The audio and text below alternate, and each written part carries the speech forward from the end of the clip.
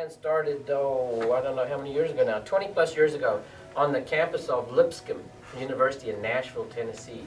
One of the professors there gave his class an assignment, and he said, I want you guys to go out and pretend like you're going to start a non-profit and just get real creative and see what you can come up with.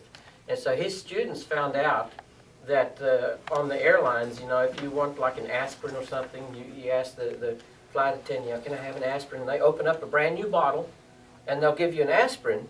At the end of the flight, according to the FAA rules, they actually had to throw away, okay? Whatever was left in the bottles had to get thrown away. And so one of the students saw that, went up and said, what's going on here? And they said, well, according to, you know, the rules, we have to throw these medications away. And they said, well, what if we come and collect them all?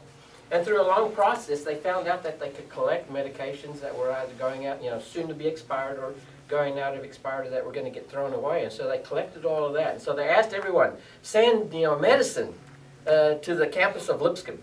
And within a short period of time, Lipscomb kicked them off the campus and said, this is way too big for us to handle. And Randy said, you know what, this is God's calling. I'm going to start Healing Hands.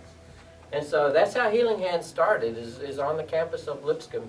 And their first shipment was medicine that went to the Ukraine.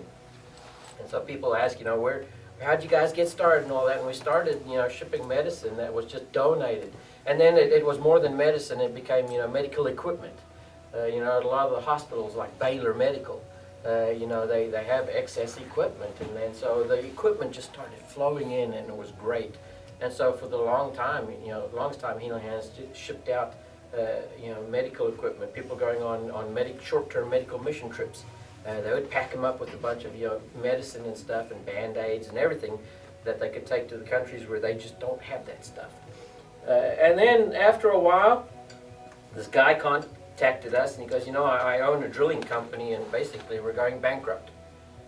Would you be interested in taking over our water drilling operation? And so after a lot of prayer and consideration, Healing Hands started drilling water wells. And everything we do, and now that we do as an organization, we haven't really gone out and said, you know, let's get into the agricultural business. Or let's get into the drilling water wells business.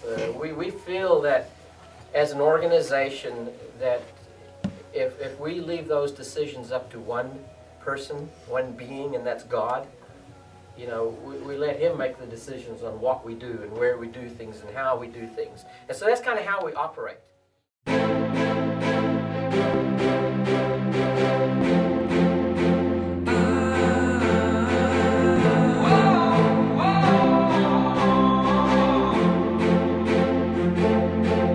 Little hands, shoeless feet, lonely eyes looking back at me.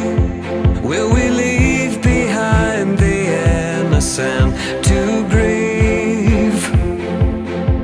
On their own, on the run, when their lives have only begun. These could be our daughters and our sons. Just like a drum, I can hear their hearts beating. I know my God won't let them be defeated. Every child has a dream to belong and be loved. What we're going to do is break up into groups. I have stuff on the table here where some of you can be writing notes that we're going to put into each of the boxes. And so we're packing full little boys, little girls, and then teenage boys. And so we're going to write notes for all of those boxes today too. We also have a station where we can make rubber bracelets. Have you guys seen the rainbow bracelets? So yes, if you are good at that and you want to make rainbow bracelets, then we have a station for that. And then whenever we have several stations, and so whenever we're done with that, we'll eat, we'll have fun, and then we're going to get together and pack boxes. We're going to do like at least 100 today, so it'll be fun. Okay. Girls will be queens, wrapped in your majesty. When we love the least of these, then they will be brave and free. Shout your name in victory. When we love the least of these, when we love the least of these.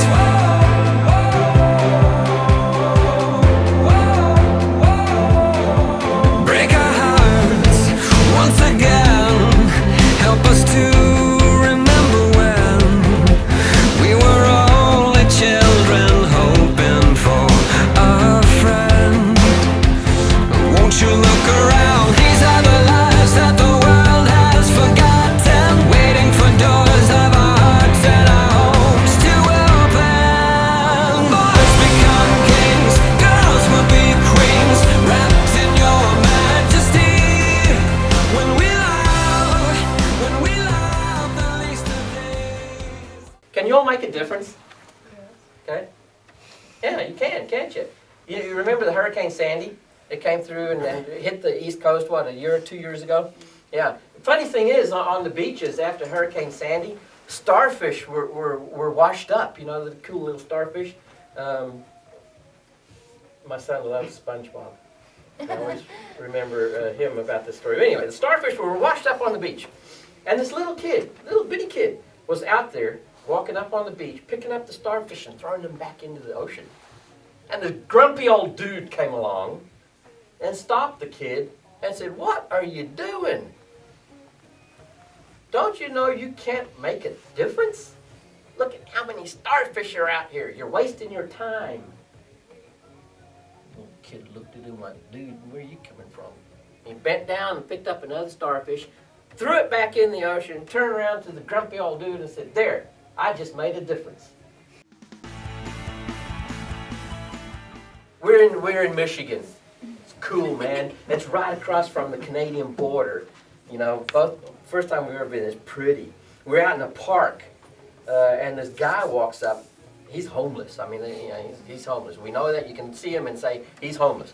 So he comes up. He's got his backpack on. And he comes up and, "What are you guys doing? What's this walk for water thing?" And we tell him a little bit about what walk for water is. And he goes, "Oh, that's cool. You mind if I hang out for a while?" I said, "No, hang out." We had a Devo, you know, and sang the old Church of Christ songs, and it was cool, and it was neat. So he comes up afterwards. So he reaches into his pocket and pulls this thing up, and it's like this, okay? And he gives it to me, and he goes, "I wish I had more to give you, but this is all I've got. But I'm going to give it to you because I know it's going to make a difference." Okay? It's goofy. His name's William, and we call the story the dollar bill story. Okay? And I think sometimes people think we're making it up, but it's real. It's a real story, and a real guy who came along and heard what we did and reached into his pocket and pulled out, I mean, the only dollar the guy's got, and gives it to us and says, "I'm going to give this to you because I know it's going to make a difference." And we tell that to people, and we tell it to the kids. We tell it to her age. It says, man, every quarter, every dollar adds up, and it makes a difference. So you all can make a difference at your age. Okay, so don't think that you got to wait until later in life to make a difference. We're making a difference right now. And so that's why we want you all to walk with us on March the 1st, Saturday, in the park. Come out, we'll have a blast, we'll have a fun, but come knowing that you guys are going to make a huge difference in what we do.